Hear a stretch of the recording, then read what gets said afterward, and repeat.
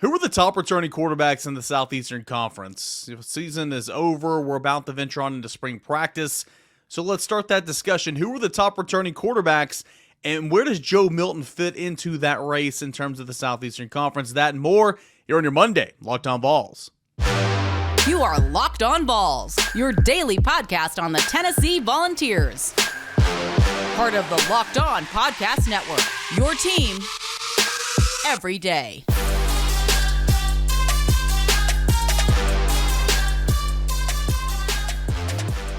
What is up, everybody? Welcome into it. This is Locked On Vols, and I'm your host, Eric Kane. Appreciate you guys taking the time to hang out with us here today. We got a busy show coming up here on a Monday, and hope you guys are off to a good start to your week, whether you're driving to work, whether you're in your cubicle, whether you're in your workout. Appreciate you guys for always making Locked On Vols your first listen each and every day. It's a part of the Locked On Podcast Network. And, of course, watching this show on YouTube, Locked On Vols YouTube. Please subscribe and share. Thumbs up and heart. That would really help me out an awful lot. Got a fun show coming up. It was a graphic that was tweeted out from our guy Michael Bratton over at that SEC podcast. And it was really from Clark Brooks of On3, but it's the pre-spring SEC quarterback rankings. That's coming up in segment 1. Where does Joe Milton fit in that mix? Tennessee basketball returned to form, at least for Saturday. A big-time win over South Carolina. 22-point spread. It looked like Vegas was right once again. Vols win big on Saturday. Is your faith restored in Tennessee basketball? That's the cue of the day. Let me know at _Kaner and at Locked On Vols. And then segment number 3, Tennessee baseball. No Tony Vitello this past weekend. What's to come today when the university updates us on his status?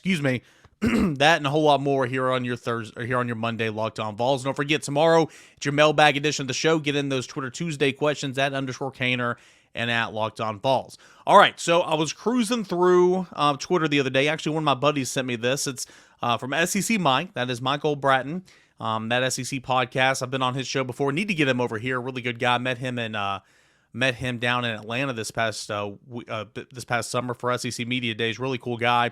And he tweeted out a graphic of pre-spring SEC quarterbacks rankings. And this is via SEC StatCat of On3. So it kind of fits in all my worlds here, right? And Joe Milton is at number 4 on this list. Can you name right now? I'll give you a second. We'll pause. Can you name 3 other quarterbacks who would be thought of to be better than Joe Milton coming back in the Southeastern Conference this spring? I'll give you a second. I mean, sure, there are names that you can think of, but again, this is not, Bryce Young is no longer in college, right? Will Levis and Anthony Richardson, they're no longer in college. Of course, Hendon Hooker is no longer playing college football. So some name recognition has been lost in terms of the SEC at the quarterback position from last season. Now, I'm with you and everybody else. I don't think Will Levis is that good, but he's going to be a top 10 pick. Anthony Richardson, I think the sky's the limit for him. I don't think he should be a top 15 pick, but hey, newsflash, he's going to be a top 15 pick in this upcoming NFL draft. I've been beating that drum. Well, not really beating it because I don't talk about it that much, but I've been saying that for over a year now. It just kind of is what it is, right? But those two guys carried a lot of name recognition. Bryce Young, of course, the reigning Heisman Trophy winner from 2 seasons ago, coming in at this point in time last year, he carried a ton of weight. And then Hendon Hooker, coming off his fantastic 2021 season for Tennessee, and then, of course, he went on to do great things this past season in 2022. It's a lot of name recognition that is lost from the Southeastern Conference, but you can still think of some guys, some veteran guys who are returning who have been around the block a time or two.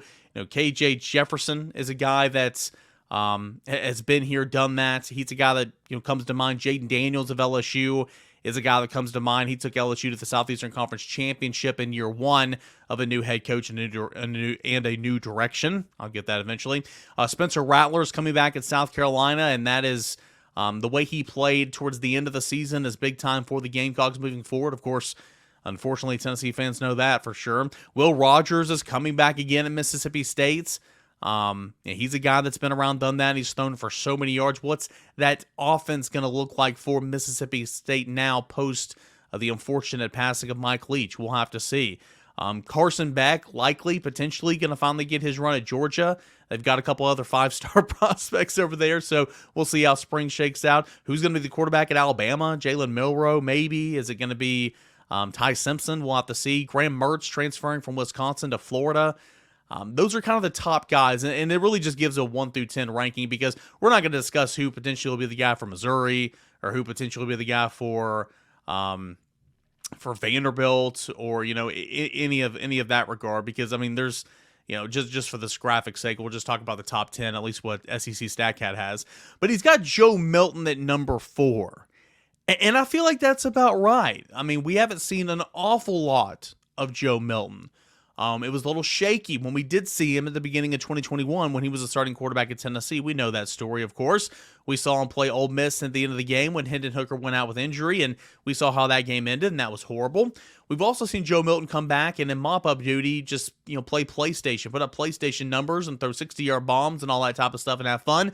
But then when he got back into the swing of things as the starting quarterback for Tennessee in the Orange Bowl, completed 17 of 30 passes, at about 232 yards, 3 touchdowns, no interceptions. I mean, Joe Milton looked pretty good. I mean, he did, right? And so I feel like at number 4 with this crop of quarterbacks, a lot of new faces and a lot of guys that really haven't done an awful lot, I think that's about fair. Well, who's in front of Joe Milton? SEC StatCat has KJ Jefferson at number 1 for his pre-spring SEC quarterback rankings. Now, I don't think KJ Jefferson is the best quarterback in this league. I don't think he's the best returning quarterback in this league, but KJ Jefferson, along with Will Levis, along with a lot of other guys who were kind of in contention to be, it was a big topic for us last offseason. It was a big topic for us at SEC Media Days over the summer as being like, who's that number 2 quarterback in the Southeastern Conference, this year, heading into last year. And the conversation was, could it be KJ Jefferson? Could it be Hendon Hooker? Could it be Will Levis? Those were kind of the 3 popular names. Well, KJ Jefferson's played for a decade, right? I just feel like he's never been healthy and never been able to truly put it together. I think he has all the talent in the world, but I think injuries have really held him back at times. So I'm not sure if I agree with KJ Jefferson up at number 1. Jaden Daniels is at number 2. I like Jaden Daniels' game. I do. I think he had obviously a really strong year in 2022, coming over and playing quarterback for Brian Kelly in LSU. I think that he has a escapability factor with his legs. He threw for over 300 yards against Tennessee, but of course they were down and lost the lead when they got off the bus that day. So I mean that's okay. Devin Leary at number 3 is interesting because once again Kentucky's going to the transfer portal to try to solve its quarterback issues, and it turned out Will Levis was a pretty nice get for them over a 2-year span. He wasn't great. Of course, he didn't lead them to Atlanta or anything. Never beat Tennessee. But still, all intents and purposes, Will Levis is a pretty good get in terms of the quarterback transfer portal for Kentucky. What about Devin Leary? Well, if you remember back in 2021, man, Devin Leary was good. He was really good. And then he took a ginormous step back, missed some time, dealt with some injuries in 2022. But in 2021... he completed 65% of his passes, threw for 3,433 yards, 35 touchdowns, 5 interceptions, had a QB rating of 157. I mean, that is some good numbers. Look at Devin Leary this past season at NC State. Considerably down in terms of pass attempts because, of course, he missed some time. Only threw for a little over 1,200 yards, 11 touchdowns, 4 interceptions, a QB rating of 130. So Devin Leary's looking to try to bounce back and hit the comeback trail, and he needs it in a big way because what he did in 2021 at NC State was nothing to what he did this past season. So he's on a little bit of a redemption tour, but if he can channel what he did 2 years ago at Kentucky, that's a really, really nice get. But Devin Leary comes in at number 3. And maybe that's fair because he's proven a whole lot more. Then comes in Joe Milton. Spencer Rattler's at 5. The way he played down the stretch, okay. Will Rogers is at 6. I thought Will Rogers should be way, way, way farther up there. I am a Will Rogers believer. I've always been on the Will Rogers train for some reason. I think he's a good player. Spencer Sanders coming over from Okie State, man, I think that I do think that he can do some things in Lane Kiffin's offense. I really do. I think Spencer Sanders is a pretty good quarterback. I think that was a really, really good get. Of course, they've got 3 quarterbacks there at Ole Miss right now, so it'll be interesting to see if they can hold on to all of them. But I do think it'll be Spencer Sanders who holds out, wins that job, and plays. And so he comes in at 7. Carson Beck's at 8. We have no clue what Carson Beck is, okay? Because it's been the Stetson Bennett show and a smidge of JT Daniels the past 2 years. Jalen Milroe comes in at number 9. He got 1 start, and I just don't think that he's a good quarterback, to be completely honest, and I'm not convinced that he'll be the starting quarterback at Alabama when it's all said and done. And then Graham Metz comes in number 10 for Florida, coming over from Wisconsin. So if you look at those top 10 here from SEC StatCat, and you position yourself this time last year to seeing all the returning wealth at the quarterback position, man, this list is very, very underwhelming. Very underwhelming. KJ Jefferson, Jaden Daniels are your headliners. Devin Leary coming over. Joe Milton, Spencer Rattler, Will Rogers, Spencer Sanders, Carson Beck, Jalen Milroe, Graham Mertz.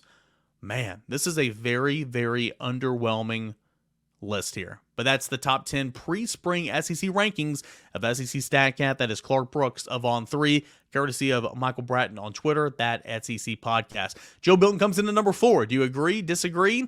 Where would you have Joe Milton in terms of returning quarterbacks around the Southeastern Conference? That's a good question for another day, but of course you can answer that. And the cue of the day, which is your faith restored in Tennessee basketball following the big win over South Carolina?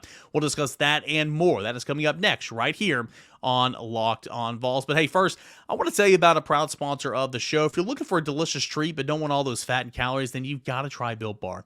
We just got through the holidays, and I know my goal, I know some of y'all's goals is to eat healthier this year, right? And if you're like me and want to eat healthier but don't want to compromise the taste, man, do I have the thing just for you. You've got to try Built. With Built, healthy is actually tasty. Seriously, they're so delicious, you won't think they're good for you. They're perfect for that New Year's resolution. What makes Built Bar so good? Well, for starters, they're covered in 100% chocolate. That's right, real chocolate. And they come in unbelievable flavors like churro, peanut butter, and coconut almond. I'm not sure how Built does it, but Built Bars taste like a candy bar while maintaining amazing elements for you. What's even better is they're healthy, 130 calories, 4 grams of sugar on a whopping 17 grams of protein. And now you don't need to wait around for the box. For years, I've been telling you to order at Built.com, but now you can go to your local Walmart or Sam's Club, head to your nearest Walmart today to the pharmacy section and grab yourself a box of Built Bars. You can pick up a 4-bar box of cookies and cream, double chocolate, or coconut puffs. If you're close to Sam's, we'll head in there and get you a 13-bar box of your favorite hit flavors like brownie batter and churro. You can thank me later. You can buy them at Sam's, at Walmart, and always Built at Built.com. Well, good Monday, boys and girls. Welcome back into it. This is Locked on Vols, and I am Eric Kane. Appreciate you guys hanging out with me here today. Don't forget, we got Twitter Tuesday coming up tomorrow. Your mailbag questions, get them in for Tuesday's show. Any questions you may have on Tennessee football, winter workouts, Tennessee recruiting, basketball, baseball is happening right now. There's some stories there. We'll get into that in segment number 3. All that and more for your mailbag show coming up tomorrow at _Kaner and at Locked on Vols. All right, the cue of the day is that's what's going to lead us kind of into segment number 2 here today. Is your faith restored in Tennessee basketball? Simple. Is your faith restored in Tennessee basketball? Now, South Carolina is a horrendous ball club. It was about 232nd, I believe. I don't have my notes in front of me in terms of the net rankings. It was 10-18 coming into the day. It was 3-12 coming into the day in the Southeastern Conference. And South Carolina got that butt whipped inside TBA just like it did in Columbia a little over a month ago. Tennessee whooped them on the road. Tennessee whooped them at home. And Tennessee received a big-time boost from Josiah Jordan-James, a fourth-year senior coming back, missing the last, 5-ish games. And Josiah Jordan-James comes back, leads Tennessee in points off the bench with 18, plays over 20 minutes, nearly 21 minutes in this game, 7-11 shooting, and made 4 3-pointers. It was good to get Triple J back in there, and it was better to see him playing nearly 21 minutes. And hopefully we'll see him, that number, that minutes increase over the, Tuesday's game against Arkansas, and of course, Saturday's game against Auburn before the Southeastern Conference tournament. So Tennessee got a big boost there in the 85-45 win, the 40-point victory for Tennessee, and that was good to see. Julian Phillips still did not play in this game. Rick Barnes said on Friday that he thought Julian Phillips and Josiah Jordan-James would both be available to play in this game. Of course, he was shot 50% there. Jay did play. Julian Phillips with that hip flexor still did not play. So Julian Phillips sat out, and Tyreek Key, actually, with a sprained ankle, it appears, sat out and did not play in this game either. But it didn't matter because Tennessee made quick work of South Carolina, 85-45. At the halftime break, it was leading by a comfortable margin, and Tennessee did a good job. Offensively, Tennessee shot 58% from the field, which is a good number for anybody, right? But that is just an astronomical number for the University of Tennessee. It shot 56% in the first half, and it bettered itself in the second half, shooting 59.4%, nearly 60% from the field. In the second half alone, Tennessee made 19 of 32 shots. Tennessee made 10 3-pointers on the day, 10 of 23, shooting over 43% in that category. And though the foul line didn't play much of a factor, it still got there 6 times and only knocked down 3%, or only knocked down 3 out of 6, so 50%.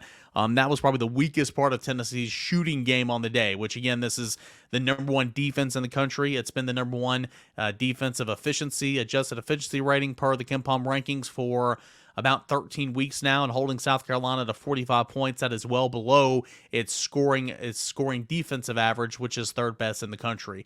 Tennessee did really, really well.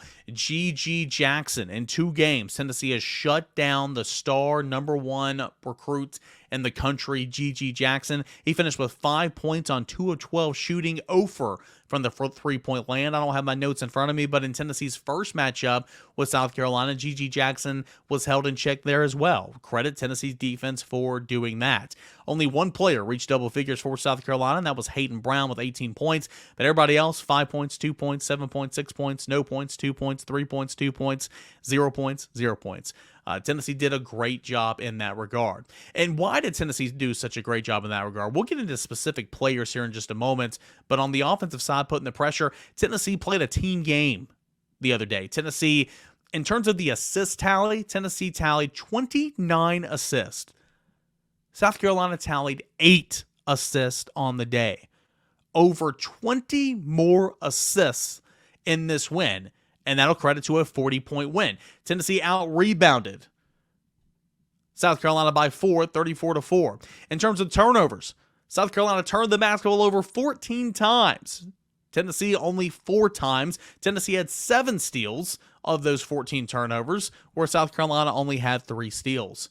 Tennessee was playing good in all areas of the game on Saturday, and it was the final Saturday game for the Volunteers at Thompson-Boling Arena. They'll be at home against Arkansas on Tuesday, but with work and all that, a lot of people, and it's a late game as well, a lot of people might not be able to make that one. So the last home game at Thompson-Boling Arena was this past Saturday, and Tennessee showed out in a big way. I mentioned Josiah Jordan-James coming back from injury, leading Tennessee with 18 points off the bench in 21 minutes. That was good to see. But as Tennessee goes, as Josiah Ziegler goes, is how Tennessee will always go. Tennessee's point guard, 13 points, 11 assists. And there was a really good stat that on the fly I'm going to bring up right now. I'm going to search for it. I thought I had it saved. It's from Nathaniel Rutherford, formerly of Rocky Top Insider and RTI. Okay, here it is. I found it. So Josiah Ziegler played 31 minutes, 30 seconds, led Tennessee with a double-double, 13 points and 11 assists. This is Nathaniel Rutherford on Twitter. That's Josiah Ziegler's 5th points, assists, double-double of the season. He's now tied for the Tennessee school record for most points, for most points, assists, double-doubles in a career, all in one season. So that is his 5th double-double in terms of points and assists of the year. That's a Tennessee record, and he's done it just in one season. By the way, he adds, the Vols are 4-1 this season when Ziegler has points, assists, double-doubles. They're 7-1 when he totals at least 8 assists in a game. Just more proof of his importance to the team, and I couldn't agree more. When Ziegler is on, Tennessee is on. When Josiah Ziegler is going, Tennessee is going. 13 points, 11 assists, only 2 turnovers, had 3 steals. Who else performed well? Well, there was a number of players who finished in double figures. Josiah Jordan-James. Hey, how about his offensive game continuing to evolve? We know he plays good defense. 14 points, 5 of 7 shooting. He was 2 of 2 from three-point land, which was great to see. Added 6 rebounds as well. 14 points. The second leading scorer for Tennessee in this ball game was Josiah Jordan-James, who continued to start even though Triple J was back and available, which is good to see because I think he's earned that for right now. I do think he's earned that the way he's playing. Let's see, we got 10 points apiece from Olivier Cumwa, who was 5 of 10 shooting. He finished with 8 rebounds. 8 rebounds is a good number for him. And then Uros Plavšić finished with 10 points on 5 of 5 shooting, playing 17 minutes off the bench. That was a good showing for Uros. Santiago Vescovi didn't have to do a whole lot in this game. He scored 7 points. He had 4 assists. Now, he didn't shoot the ball very well. He wasn't on. 3 of 12 shooting, only 1 of 9 from three-point land. But you can survive by playing that type of defense and getting a double-double type effort from Josiah Ziegler, which is not uncommon this year, and getting help from an Olivier Cumwa, from an Uros Plavšić, from a Josiah Jordan-James.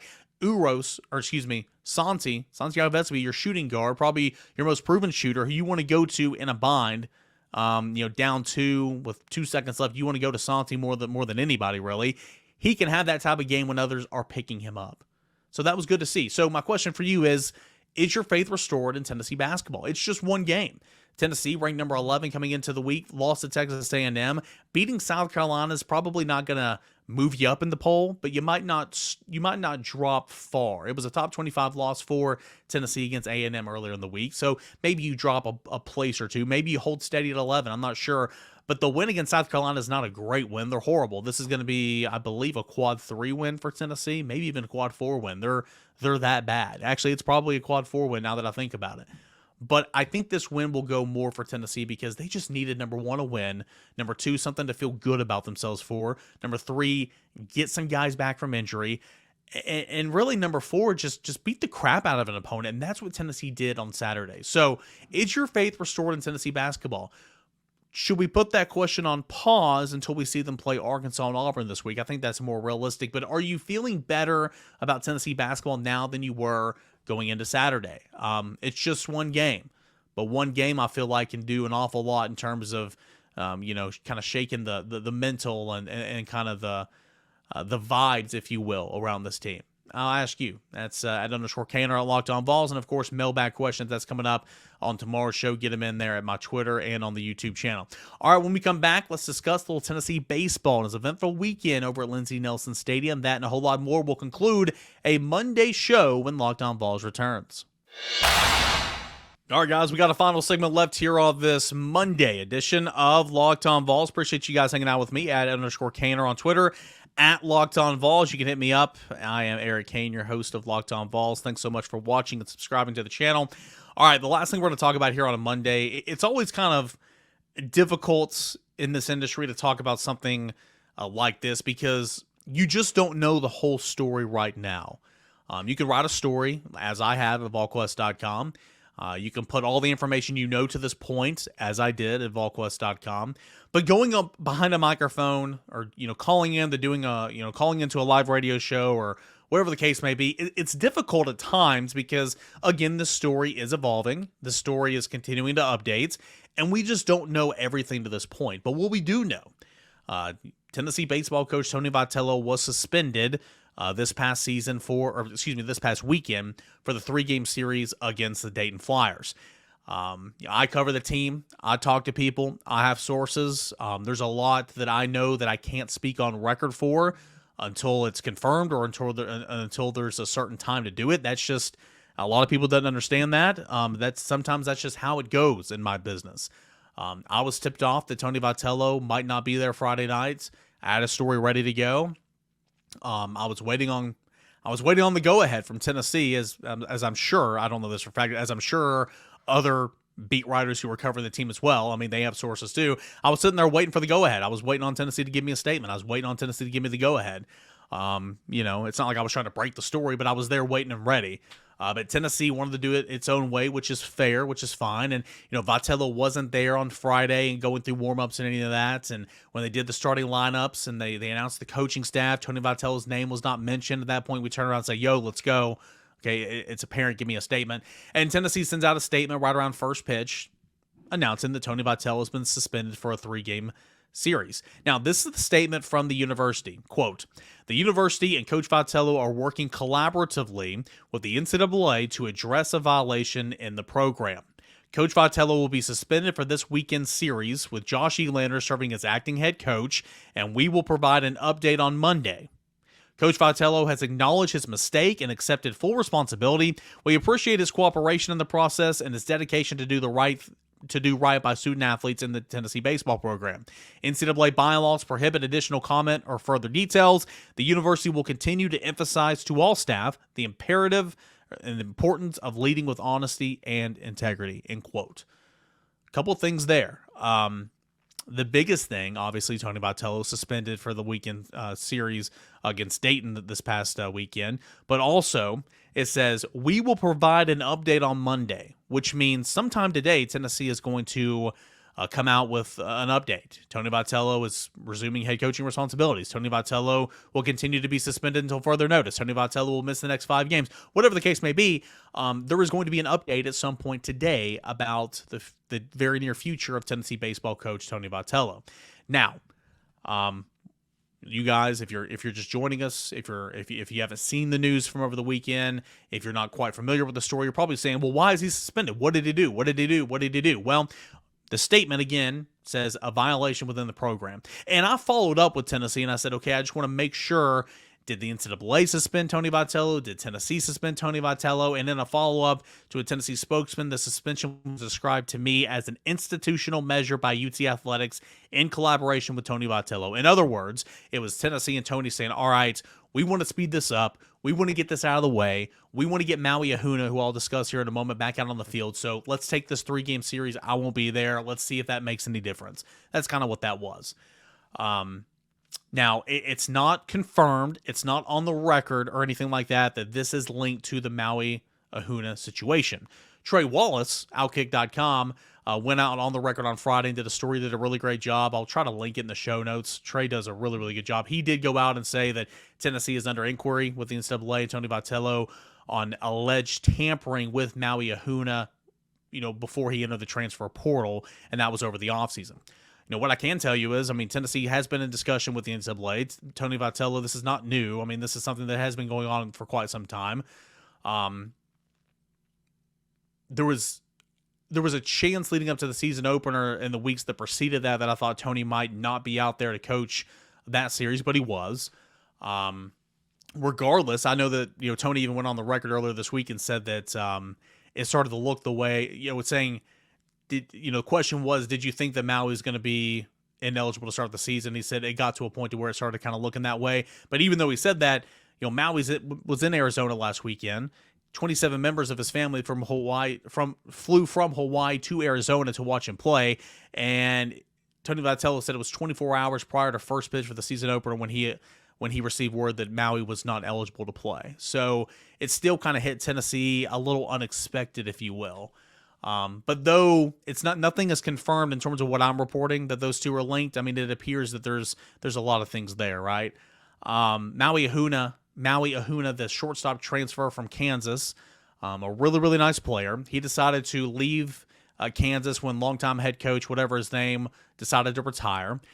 He, spent this past summer with USA Baseball. He's a really, really good player. He's been on SportsCenter's top 10 plays a couple of times throughout his Kansas career. He's an MLB prospect coming in at number 22 on that prospect rankings. He has still not played in Tennessee's season yet. He's still not donned a UT uniform in a game top setting. He's missed the first 8 games of the season, which is unfortunate.